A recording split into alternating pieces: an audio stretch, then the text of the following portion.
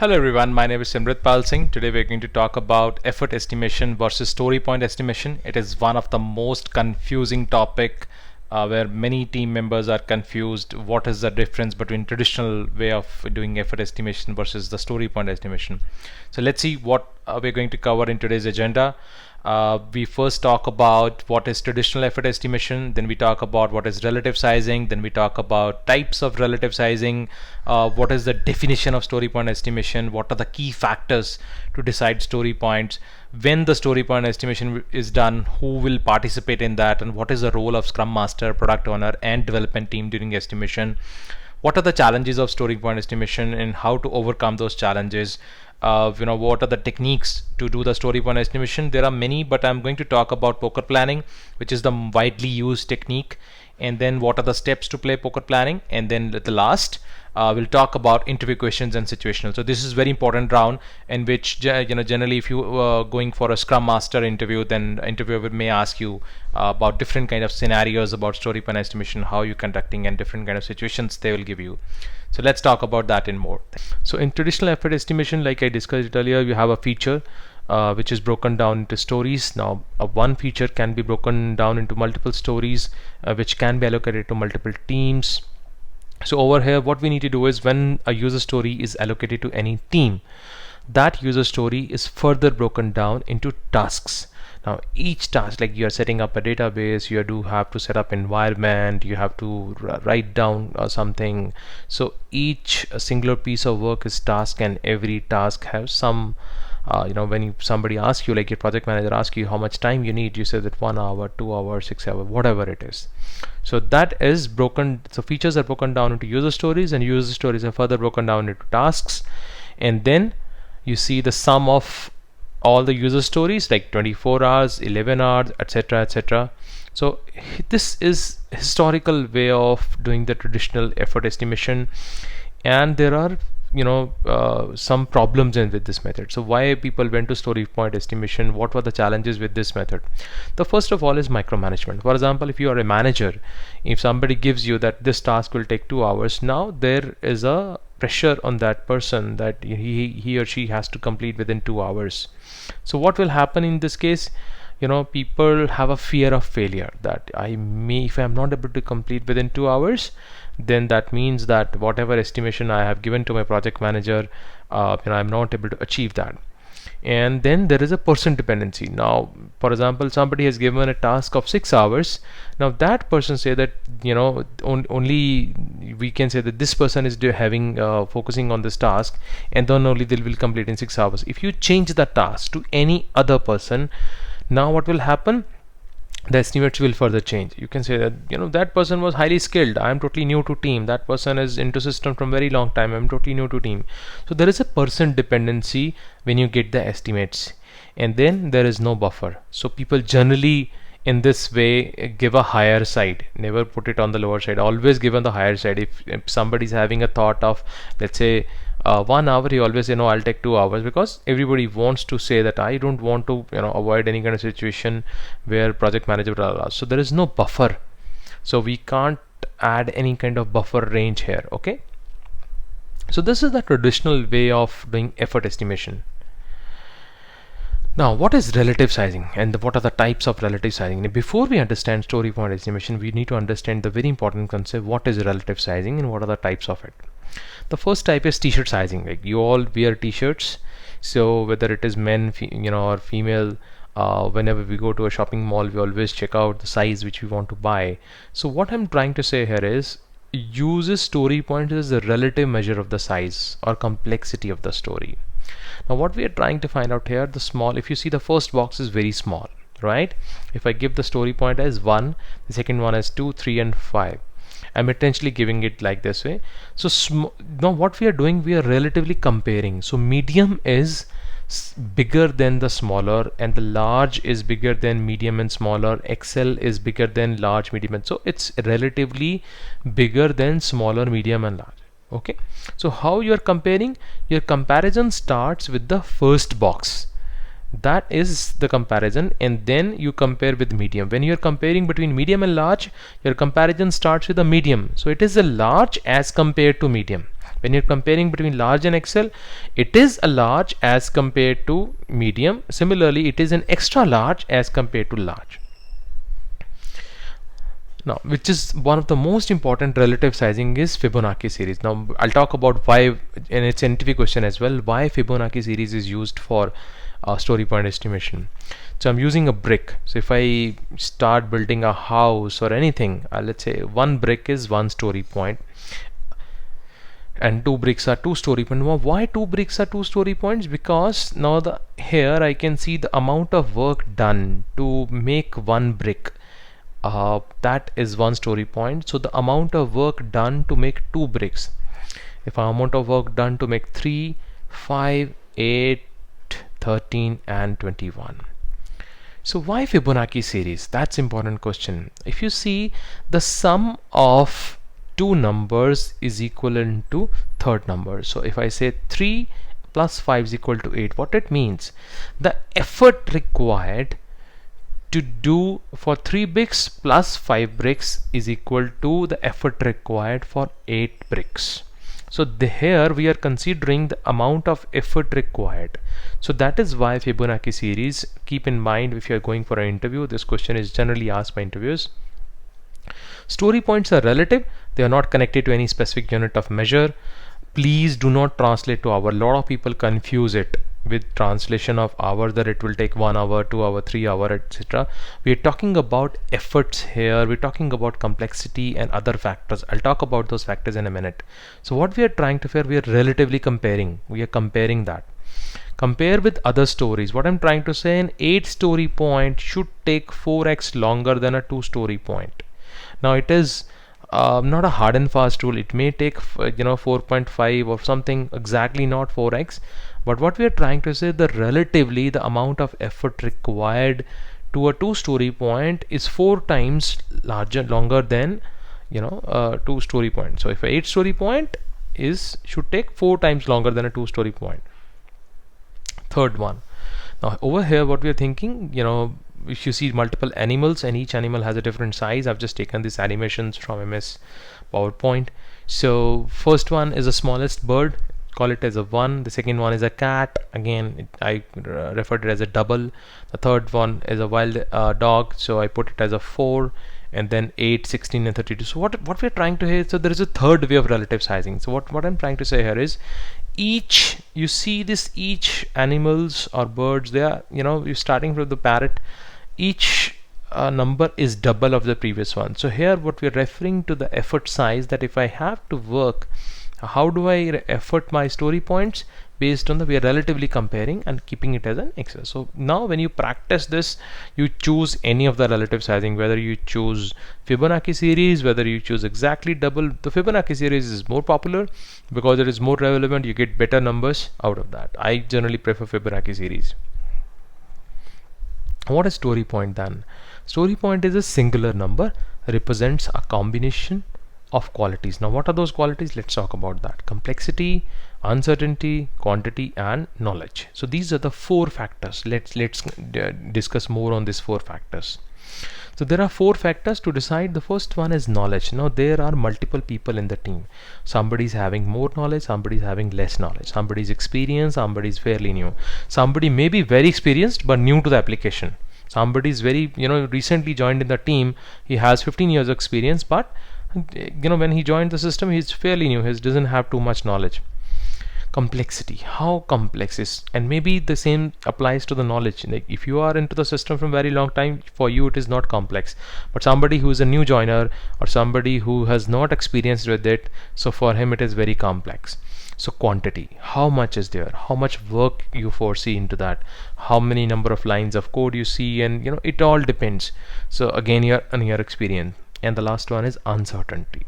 Now what is uncertainty here? Uncertainty is that we don't know, that there could be something when we do this implementation, we may or may not sure about this implementation. So one is requirement, another is technology. When you talk about technology, you are still uncertain whether it will work. You want to do some level of POC, proof of concept, or there are thoughts going on in your mind whether it will work or not. So there is an uncertainty in your mind. So every person in the team will consider these 4 factors before they share their story point estimation. So keep in mind when you go for interview question, so interviewer will ask you that what are the factors you consider when you decide your story point. So these are the 4 key factors. Okay, and a story point is a singular number that represents combination of volume, which is quantity, complexity, knowledge, and uncertainty. So combination of all these is a singular point, like we discussed in the last slide. So when the story point estimation is done, this is another interview question. It is done during the backlog grooming or refinement session, when we are actually grooming the backlog with product owner. So in this session, what will happen, the product owner explains about the stories, the developers ask their question, or when we see a story, we grill that, we ask a number of questions, what if, what that. So all kind of what if questions comes out into and discuss with product owner and with the getting the different views of the team members and making sure the user story is ready. So this session is very, very useful, and definitely if you're going for an interview, interviewer will ask you when the story point estimation is done. So it is done during the backlog grooming and refinement session. Now let's talk about during this session, what are the challenges for the team, what are the challenges for product owner and scrum master. So let's talk about some common challenges. So first challenge is accurate estimation expectations. Many times I've seen scrum masters asking their team members to give an accurate estimation. So I just want to emphasize more on it. When you start practicing story point estimation, you may not get accurate estimations in first or second iteration. It will take time. So slowly and gradually the team will learn the concept and you'll get better and accurate estimations. Experience of all team members may vary. So somebody is new into the system, somebody is very experienced, somebody has recently joined. So every team member is different. But you remember, when you're giving a story point estimation, that means that story can be picked by any member of the team. So we need to consider the experience of all team members. Conflict. So if there is a conflict in any 2 members, so sometimes people try to argue that this story point is wrong and this story point is right, etc., etc. So that's very important for scrum master to ensure that there should not be any conflict in team members, because that may impact your story point in estimation discussions.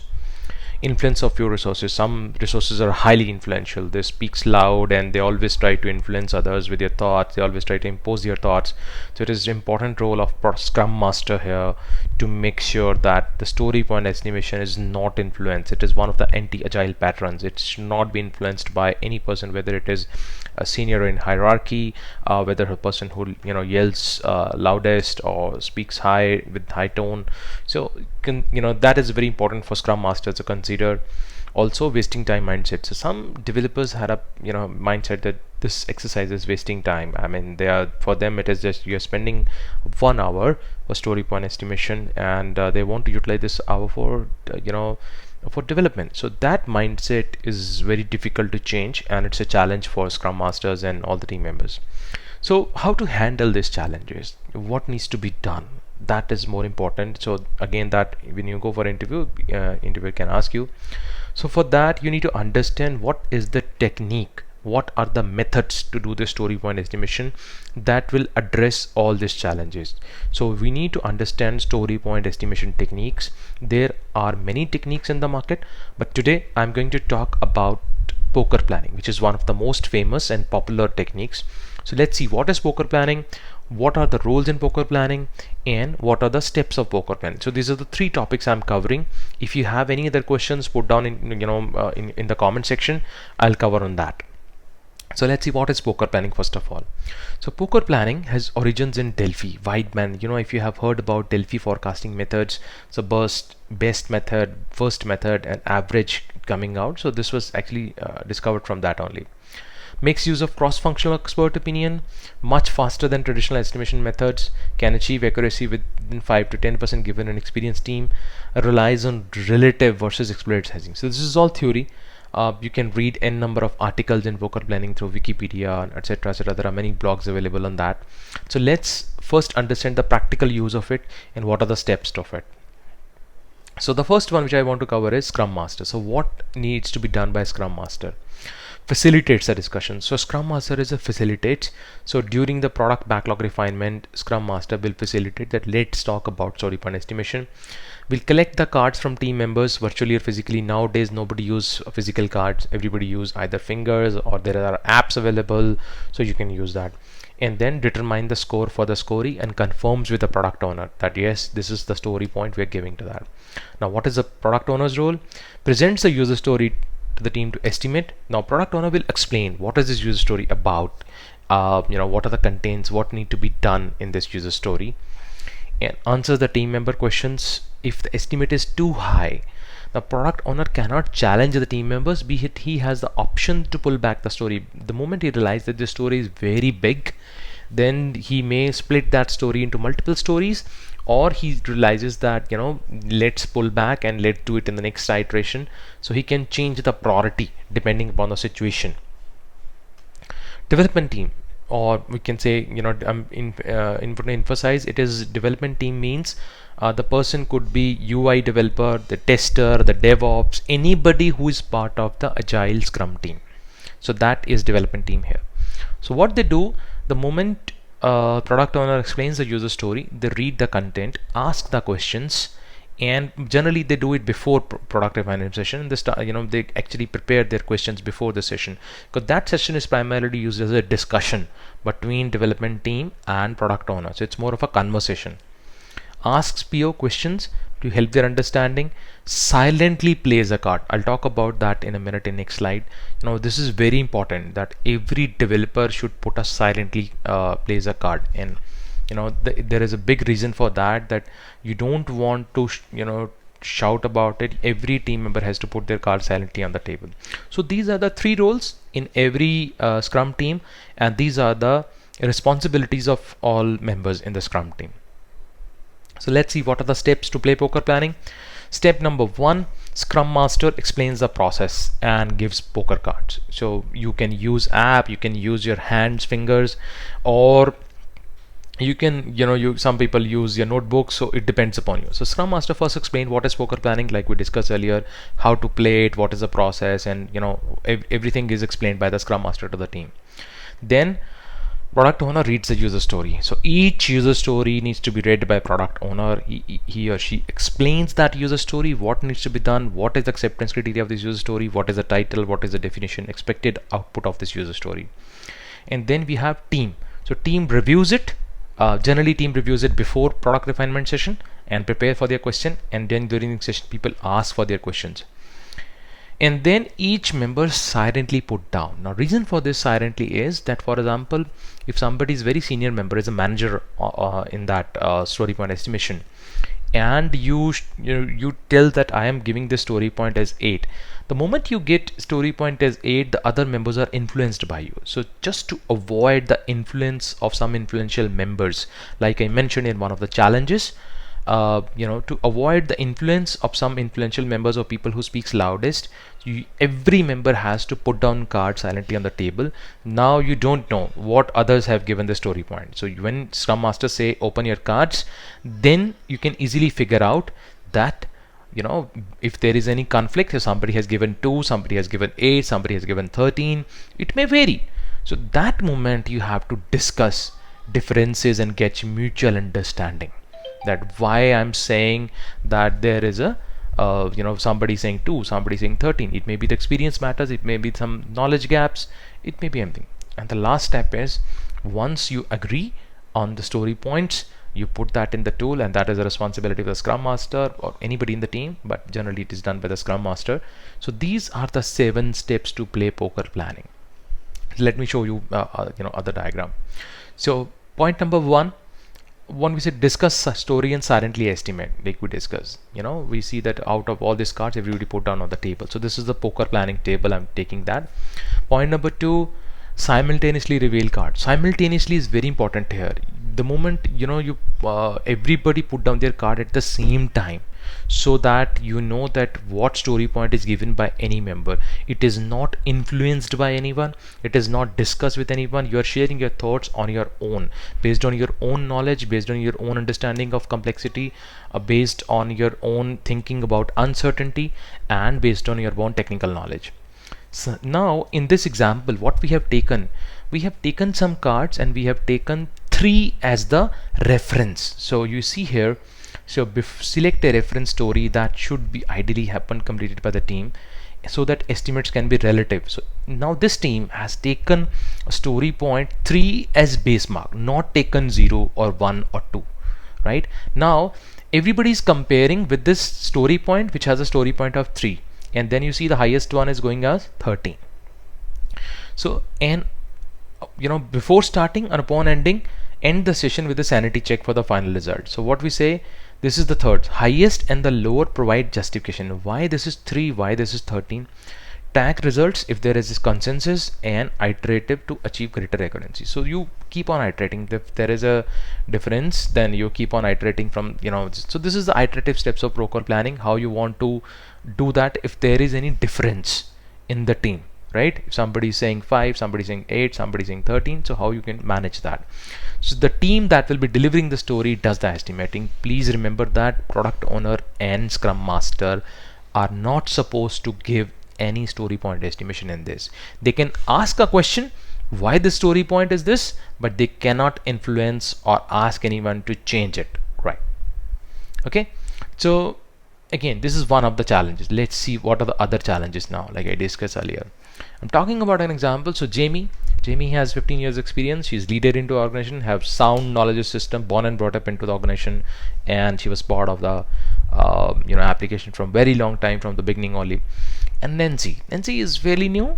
She joined, she's around 8 years experience. So relatively, if you see the experience of Nancy versus Jamie is half. So Nancy is almost 8 years experience, Jamie is 15 years experience, and both have good amount of knowledge. But over here the difference is coming in their story point estimation. So Jamie has mentioned 5 story points, Nancy has mentioned 8. So let's in this case how do we decide which story point is right? It is a very tricky question. When you come to the story point practically as a scrum master, you will realize these kind of scenarios that Nancy is adamant that I want to do 8 story point. To me this factor will go for this, considering all those 4 factors, to me it is 8. So how do you handle these situations? I'll talk about that. Let's take another scenario first. Experience 2. Ajay has 6 years experience into the system from a very long time and have in-depth knowledge. Like for example, somebody joined as a fresher and into the application, same application building, and have in-depth knowledge. Whereas John having 15 years experience, leader in the org, but newly joined, he does not have any knowledge gaps. When I say he does not have any knowledge gap in terms of technology, but in terms of application, Ajay has much bigger knowledge than John, right? So in this case, there is a story point gap. Now, how do we address these both scenarios? Scenario 1, like I discussed earlier, like where we have Jamie versus Nancy, and then scenario 2, where we have Ajay versus John.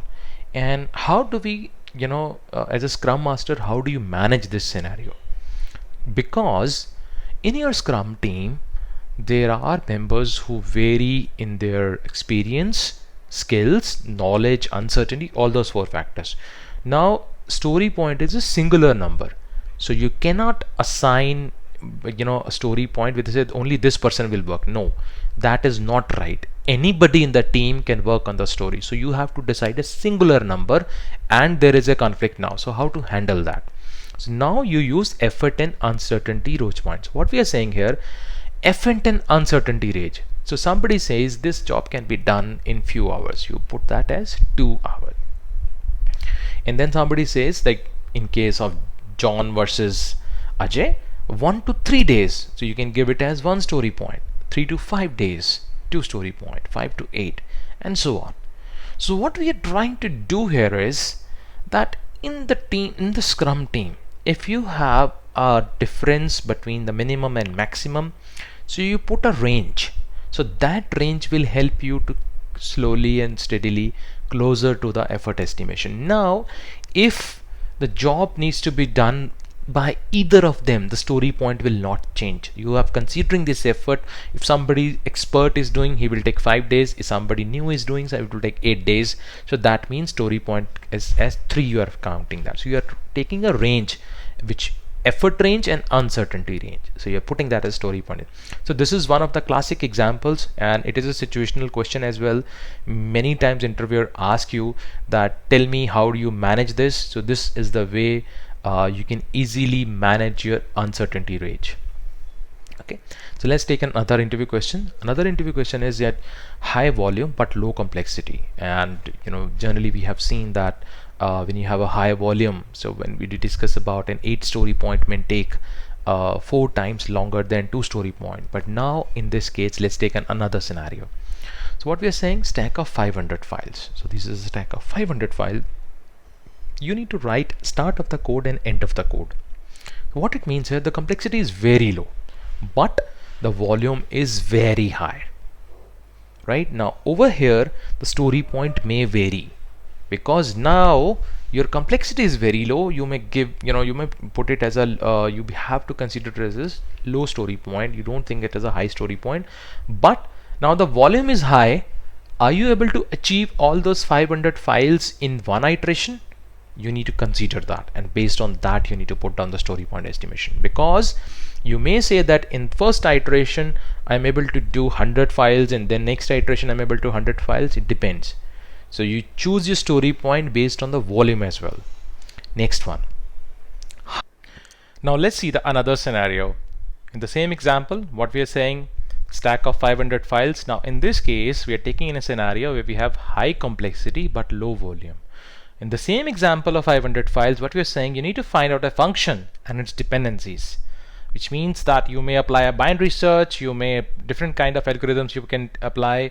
Out of 500 files, you don't know which files this function stays, and you need to find out and figure out all the variables and change it. So what it means, it may be 1 or 2 files at max, or 3 files, but the complexity is really very high. Now in this case you have to put some analytical skills to identify. You need some level of knowledge of the application, where this function stays, what it does, what are its dependent variables, but the volume is very low. Now you may need to change only 1, 2 or maximum 3 files. So this is a classic example, and this you can answer an interviewer that high complexity but low volume. In the last example we talked about high volume but low complexity. So in this case, high complexity but low volume. So these are the two scenarios generally interviewer ask. So this was the story point estimation all about. So let's take a quick recap what we have discussed in this session. First, we talked about traditional effort estimation, in which we broken down the feature into user stories and into tasks, and we understood it's a micromanagement. Then we understood what is relative sizing, what are the types of relative sizing, what is story point estimation definition, what factors required to decide story point, when the story point estimation is done, who are the players in this story point estimation, what are the role of scrum master, product owner and development team during this estimation, what are the challenges of story point estimation, what is the technique, the famous technique which we have discussed is poker planning for story point estimation, what are the steps to play poker planning, and at last, most important, what are the interview questions and situational questions to clear interview for story point estimation. This was a quick recap. In the next video, what we're going to talk about, which is based on this, because we first need to understand story point estimation, then you can understand capacity, velocity and load, and these three terminologies are not equal to each other. I'll talk about that. It's only small video in this, and then we'll talk about interview questions. So thank you very much for watching.